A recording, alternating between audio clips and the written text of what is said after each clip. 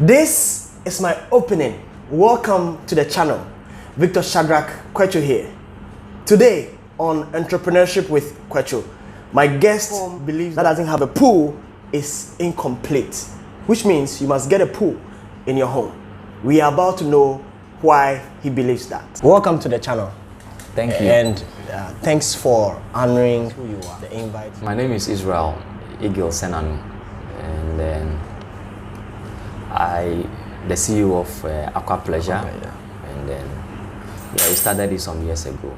Okay. So, how long has it been since you've been running Aqua Pleasure? Let me say, technically, there was this re-registration thing, and so I think we have to re-register again around 2017, I think so. Okay. But in actuality, I think Aqua Pleasure started officially 2007, I think. 2007. Yeah, 2007. Okay, now tell us your story. Why did you even start Aqua Pleasure in the first place? Well, it's a dream. When I was a child and growing up, I wanted to go into construction. Okay. So or become a civil engineer, that kind of stuff. So I really wanted to go into construction. But I think along the way, everybody was doing something, the same thing. So I just decided to do something different, because swimming pool then, from that time, even now, it's not that popular. Yeah. And so I just want to be different. That's why I went into strictly construction or swimming pools and fountain. Well, these things, if you don't have the passion or if you don't have the calling, you cannot just go into it. Actually, people are even surprised, how did I learn swimming pool? Yeah. I remember one guy was asking me, how did you even learn how to construct a pool? Yeah. Because it looks like I know everything about swimming pool. And I say, well, I learned it. That's what I just said. But I won't tell you how, because it's some kind of a trade secret. So I had worked with somebody who was into swimming pool. Okay. But the guy is in the US. Okay. He and the wife. And it was a family affair, because the woman is a family friend. Okay. To a half sister or a cousin to my ex-wife then. Okay. So I worked with them for, I think, 2 years. Okay. So I would say he, in actuality, that I worked with, who had a swimming pool. Yeah. And then he left to the US. Yeah. And I think Vivian, the mother, took over the company, but he was also dead. So, she died, sorry. Yeah. And so that's how come I just took it from there. Yeah. And when the man left to the US, so that was it. Yeah. Idea going around that we don't need people to do this. I don't need nobody to do this. No, you need people. Nobody's an island. In fact, the difficult thing in business is people. It's not even money. Yeah. So you need people, and the same people that is a problem is the people that you need. Yeah. For example, there are certain things that are technical. Yeah. And then you cannot learn them from books. You can't learn swimming from a book. Yeah. You need to learn by practicing. Yeah. And so you need people. And sometimes if you need to even go and pay to learn it, you have to go and pay and then learn it. Absolutely. And so you need people. Starting Aqua Pleasure, you believed it was a calling. Yeah, sure. Can you elucidate that for us? Okay. One, it wasn't even Aqua Pleasure in the first place. Okay. The name was, I don't want to mention it because somebody is using that name now. Okay. And so I registered that company, Aqua something. So I met this young guy who was very energetic, and I kind of like him, so I pulled him along, because you need people. Yeah. Then I was doing something else. I think I was into farming and doing some other stuff too. Yeah. So I said, no, come, let me work with you. So we started that company. And then when we were doing the registration, I added him to be the second director. Okay. To cut a long story short, I pulled him and then made him one of me, and then we started that company. Yeah. But along the way, I think after about 1 year, I had a contact. I know people. I know how to meet the people, and then so we went in meeting top people. Yeah. So I was seeing those guys. So I decided to use him to front the business. He should be doing that, because I wanted to do something else apart from the construction. So when I moved that company to a level, then I decided to, in my mind, I didn't tell him directly, but in my mind, I will eventually leave that company for him. Okay. To run. Okay. But I didn't tell him. Okay. So when he was I started sending him to companies to meet certain people. The guys were kind of like, but how can I let him be doing those things for me? I said, no, I trust him. He's cool, so he can go ahead and do it. But when eventually it didn't work out that way. So eventually he has to even take the company from me. Wow. Yeah, so he took the company, and then. How did you feel about that? Did you feel betrayed? Yeah, definitely. I felt betrayed. I was kind of angry a while. And then I remember a friend of mine was telling me, Israel, did you do agreement with this guy? I said, no, that guy, I trust him. He will do it record straight. I went to the point of even renting a house for him. Wow. Because he was staying with the uncle, which he was having problems. So for him to have a peace of mind to work, I had the money, so why not? Yeah. I rented a place for him to stay and have his peace so that we can work. Yeah. But so that's the extent at which I went with him. He was then doing some course which we need to pay school fees in pounds. I did all those things for him. Wow. And so for me doing those things for my brother, I don't think in the natural sense, why would you then betray me? Absolutely. But it's part of life. I mean, so. But actually, I felt very bad anyway. Felt betrayed, and I said, Charlie, my friend said it too. But so after that, I have to call him. No, I didn't want to even talk to him. And then, so what I remember he told me was that the way things were going, he didn't like it. So he took this action, but it would be for my good. And then I said, no, but you can't do that behind me. Yeah. You've gone to the Registrar General to even change the names of directors and all those things. But you had a plan to hand over the business? Sure. I mean, when everything is set, that's why I made him to be doing those technical things. Yeah. And do this. Go to see this person. Go and see this person. Go and see this person. Go to this company. Tell them that I sent you. As an entrepreneur, why do you think young people or people in general do this at the end of the day? Why do you think? For me, I think it's greed. The reason why I said that is there were companies that we were working with. Okay. And then they were bringing juicy proposals to us. Wow. I was working with a company like Nestle. Wow. And there was a problem those time, and the Nestle office from Central Africa were relocating to Ghana. Wow. All the expatriates needed a pool in their homes. We were doing water system as well. So they will be needing to do all their water system as well. Yeah. And we're doing all those things. Yeah. My brother, we're doing big time things. Yeah. Yeah. So for me, I saw that he saw what was coming. So greed took over him. And then he said, let me separate myself from this guy and then let me take over. So eventually, because he was the one fronting everything, I was eventually cut off. Wow. Master, I was in the house for over 1 year, not knowing where the next meal is going to come from. You do think it was a mistake? Yeah, I think it was a mistake on my side to trust somebody without putting things on paper. So me, from then, I don't do everything. There are certain things that we need to do. I have to put it on paper with you now. Yeah. So, well, experience is the best teacher. So, yes, naturally, I felt betrayed, but I was actually bitter. Wow. For about 1 year, I was holding this guy inside me. Wow. But as Christians, along the way, when I was praying, I remember I was praying. And God told me, just leave this guy. And I said, am I still holding this guy? So, because things like this, you might never know. Yeah. I said, why am I still holding this guy, cry? In my heart, I was so bitter again. I said, no. So I prayed and I washed myself from that bitterness. And I called him, I said, hey, guy, listen, I've forgiven you. He was angry. He was also afraid. Wow. Because he knew what he did was wrong. Yeah. We had stocks of chemicals and stuff. He took all. Wow. So I called him, naturally, brother, listen, I've forgiven you. Why? Don't ever think. So I hardly mention it anyway, that I've forgiven you. So I think to even cut long story, to even prove to him, I remember I gave him a job. A contract? Yeah, I gave him. Wow. To prove to him that I've really forgiven him. So I gave it to him.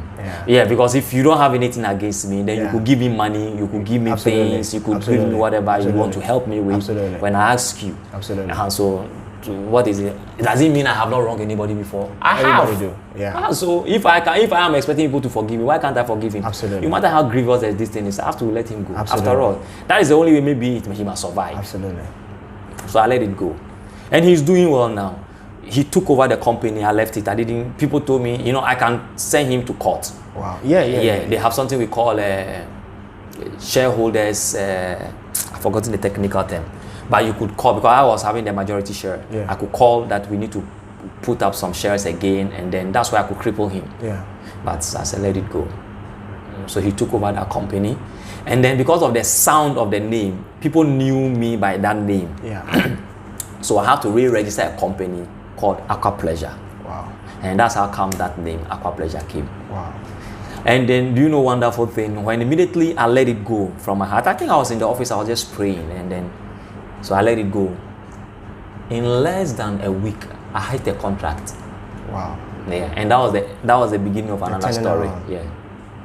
Do you want to tell us that story? The beginning of that story. Yeah, it turned around. I was chasing some contracts for over a year, which has to do with schools. Okay. The Engelbert, Alcid Academy, Christ the King. So it was not forthcoming. But I remember immediately that thing, I think one school called me that we should come and do something. Then we went there, and that was it. Wow. This one called, this one called, this one called. It all came at the same time. I remember it was 1 April. So tell somebody out there what letting go can do to them as an entrepreneur. It takes away energy if you don't forgive. Honestly, forgiveness is the best medicine. No matter what anybody does, even if to the point of even killing your mother, forgive. Master, don't seek revenge. It's not necessary. Revenge, it won't do anything. Wow. If you let it go, because probably you might not know God works in so many ways. You might not understand initially. Yeah, you are natural. You will be angry, but you need to quickly forgive and move on, because you have wronged somebody before. Yeah. So you have to let it go. That's great. Thank you so much for that advice. Yeah. Now, you as an entrepreneur, you're married. Yeah. There is that thing going on that many times entrepreneurs don't pay attention to their wives. How does your job affect family? You know me. I'm a busy person. I know that. 24/7. I think even when you even came, I was on the phone. Yes. And I have to even hang up. Yes. Because we have to talk. So yeah, it's true. But you can't be married to your job or your business or your anything. And each and everyone or everything has its place. Yeah. Yeah, it's true. You can't be so busy to the detriment of your relationship or your marriage. If you're able to put things right, you'll be able to have time for your wife and your kids. Yeah. Because what are you even looking for? When you finish your work, you will come home. Absolutely. And if your home is hot, what are you coming to? Absolutely. You need to sleep and wake up and go to that same business that you think you are married to. That's why you're not paying attention to your wife or your family or kids. They will grow up, you have the money, and they're all spoiled. Yeah. And so, for me, you need to have that balance. Yeah. So, I do that. I'm busy. So balance is key in running your business and family. Because you need your wife to even help you to run the business. Wow. Because you even have to marry strategically. Absolutely. Yeah, you can't just marry anybody. Because your wife must understand your busy schedules and then cope, and then she will not be nagging. So first, the priority is even you as an entrepreneur, as a male, you want to go and marry, or even a female entrepreneur that you are busy, you want to go and marry. Don't go and marry a husband that will not understand the nature of your business. So that's the first thing even. Yeah. It's not after that you are married before you want to set that priority. No, set it before you even get married. Because your business is also part of your life. Okay. Your relationship and your family is also part of your life. Okay. You need to blend them. Okay. And so in the mix, everything must be in place. Okay. So I used to hear this, that, well, you don't need God to run a business. How true is that? What do you think about that? Well, I don't know. Because I have not run my business without God before. So I don't know how it tastes like to run business without God. Well, I have seen some people done that, or I know people who are running successful business to run. We must have this clear distinction. Yes, you could run a business without God. I don't know what that feels like. Yeah, exactly. But because me, God has been the center of everything that I do. Yeah. That is why there are certain things I will not do. Yeah. in the business. Yeah. I remember somebody telling me that the way I'm doing things, that is why I am not rich yet. Or I'm getting rich soon. Because God is in the center. Not really, because there are certain things I won't do. Okay. I've gotten a supply contract before where the person asked me to put margin on it. Wow. I remember very well. I did it the first time. The second time, then he asked again. I said, no, bros, this thing, I don't feel right about it. Because of that, he didn't give me the next contract again. Wow. And so, with that. So just because you decided to be honest. Wow. And so that is the thing. Well, somebody will go ahead and do it. So I remember what I told him that, oh yeah, you've given me the contract. I'll give you money for that opening, which is normal. It's not illegal. Where somebody help you to secure a contract, you can give him a percentage or give him some money to say thank you. Absolutely. Or but you don't tell me that if the thing will cost 50,000, I should make it 55,000. Wow.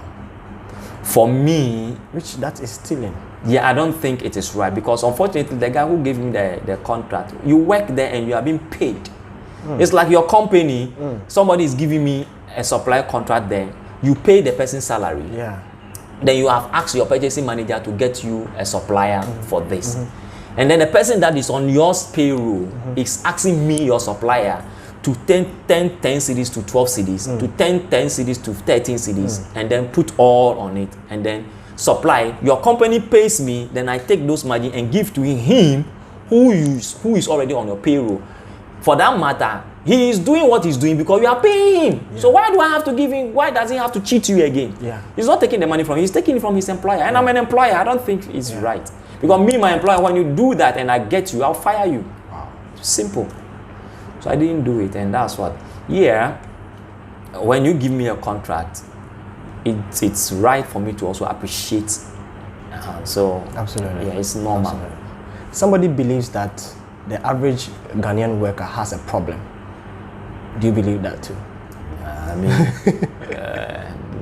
have problem with let me say 99% of workers in Ghana here. Why so? Put even on my status some time ago, and some of my workers read it and say, "Hey boss," I say I feel like working with robots rather. Why? Our attitude. I was telling my electrician one of these days that the difference between you and then the next electrician is your attitude. It's simple. Do you think I wouldn't get another electrician to do what you are doing for me? I will get. Remember, before I met you, there was another electrician I was working with. I work with so many people. So why do you think I'm working with you? There are people before you. The difference between you and then the next electrician is your attitude.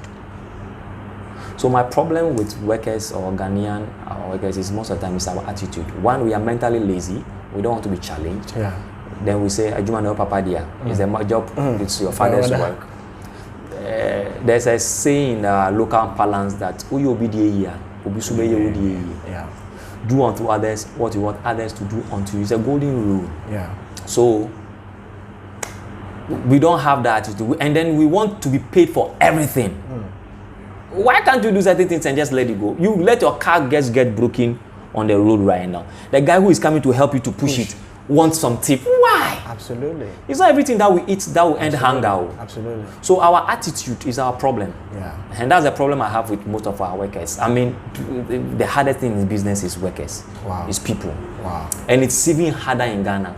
And it is even worse in construction industry.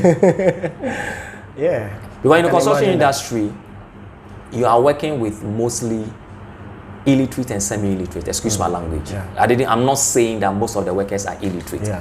But they have this mentality that, especially towards money, they don't want to hear that tomorrow come for your money. And I don't know why. And then I could send you money via mobile money. It will only take me a second to send you money. But when you want to use that money to work, it will take maybe days. So whilst you are working, which is going to take you days, I would have sent you the money, or I would have sent you the money. No. They don't want to understand that. So do you think they're after the money or the job? Oh no, they're after the money. They are not interested in what you do. Wow. They don't even understand the vision. Say anything, talk anything, they don't understand you. You the carrier of the vision. You the carrier of the vision. No matter how you explain it to them, yeah. In fact, out of 10, you might lose all. You have to recruit another one again before you even get one to understand you. Yeah. We are in crisis now. Yeah. These guys are just, they are 2 or 3 of them. They are not after the money. When you want to even give them the money, oh, sir, have you paid this person? Sir, have you done this? Sir, have you done that? So no, you take this money. No, have you done this? And sometimes they will take the money and then give it to other people. Who are they themselves? They also need money. I look at it and say, wow, what kind of people are these? Yeah, they are good guys there, I'm telling you honestly. That's why I say I have problem with it. But they are good guys there, honestly. Yeah. They are good people that you can work with. But you need to take your time, few. And so you need to be searching, and you get them. Like these guys I'm talking about. Yeah. One of them for some time now I've not paid her. She never complains. When she asks you that she's in dying, that one I'll do everything to make sure I get something for her. But she's interested in making sure why? There are good people out there, and I think I have met 1 or 2 of them, and they are there. So for me, it's the attitude, and people don't have time. They are just after the money. COVID hit, and there's been lockdowns upon lockdowns. How has that affected your business?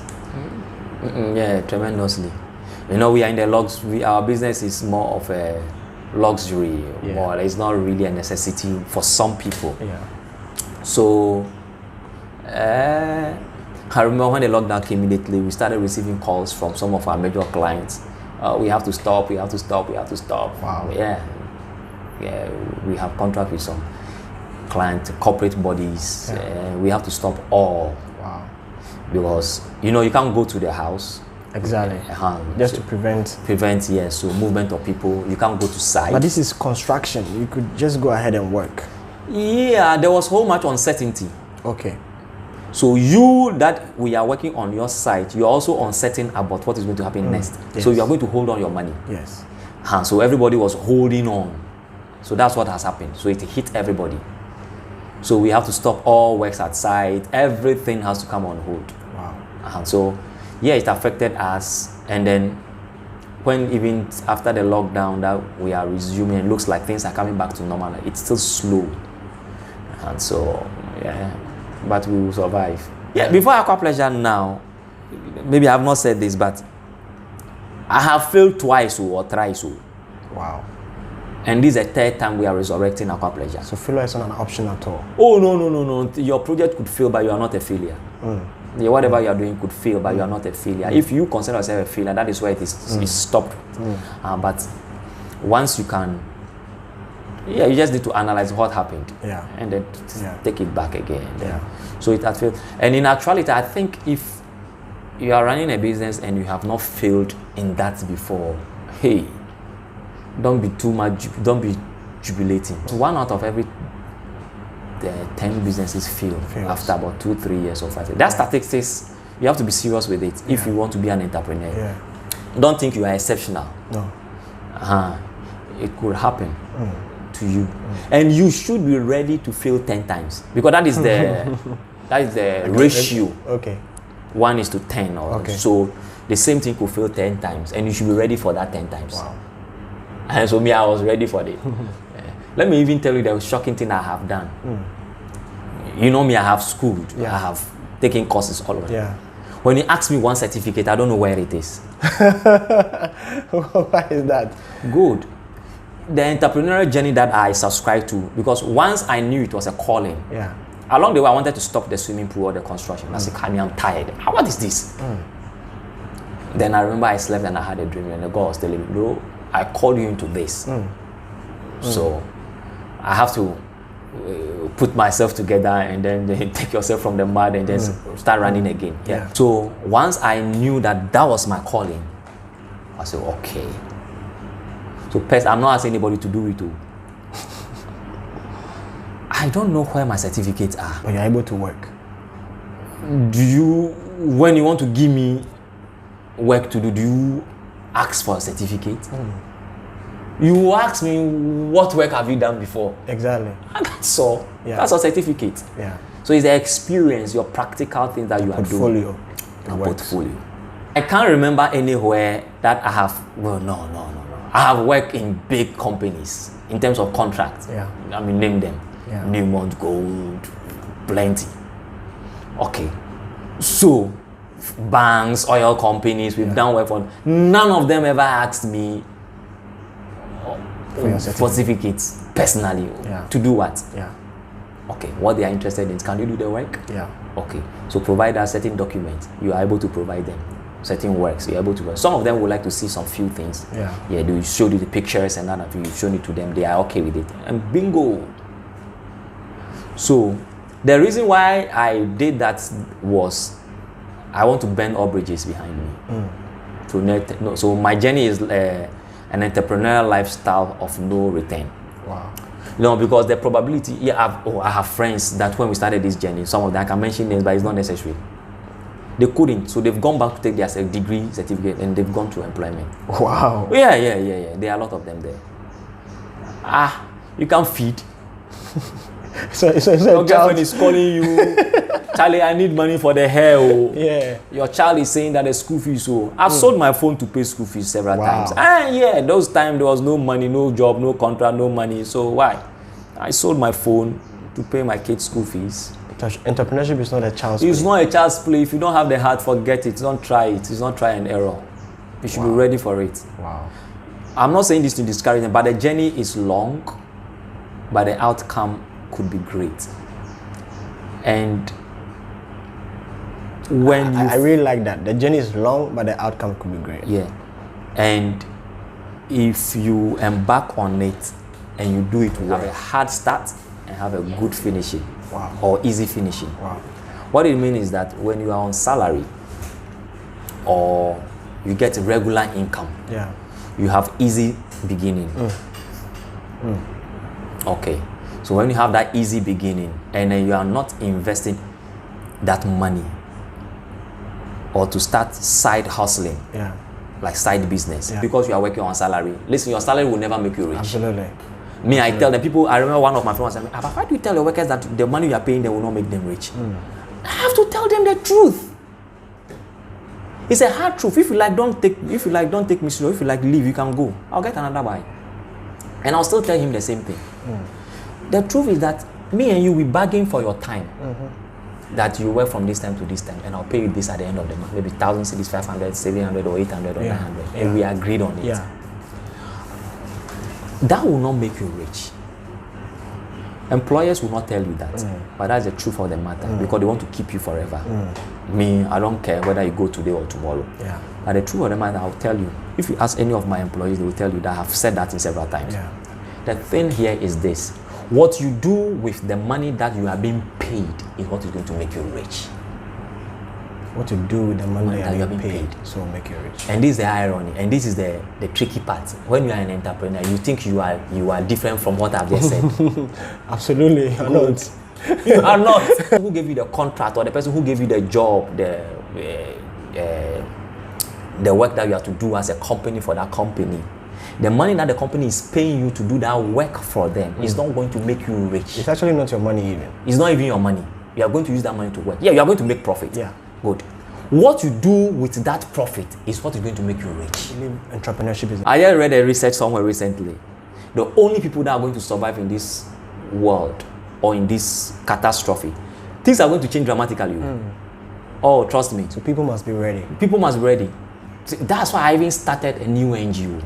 To just create awareness that things are not going to be the way they are. It's changing and it is going to change. You think Ghana is not going to be roped in? Absolutely. We are going to be roped in. Yeah. And things are going to change. So entrepreneurship is the future. Section. Okay. And anybody who wants to reach Aqua Pleasure, please do. Because this man here says that every home without a pool is incomplete. If you don't believe it, wait till you don't have a pool in your home. You know what it is about. Thank you so much for being on Entrepreneurship with Kwechu. Truly appreciate your time and effort. Thank you for having me. Bless.